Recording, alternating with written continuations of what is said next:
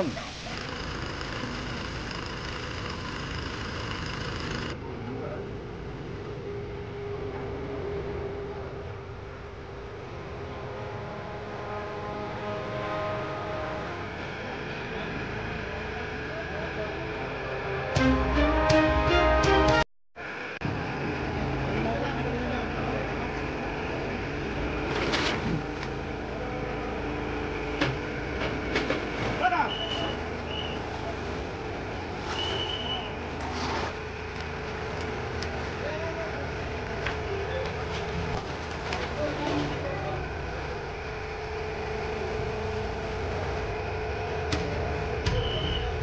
আমি মানে ৰাতি শুই আছিলোঁ ঠিক 11:20 মানত এখন গাড়ী আহি খুব হৰ্ণ মাৰি আছে।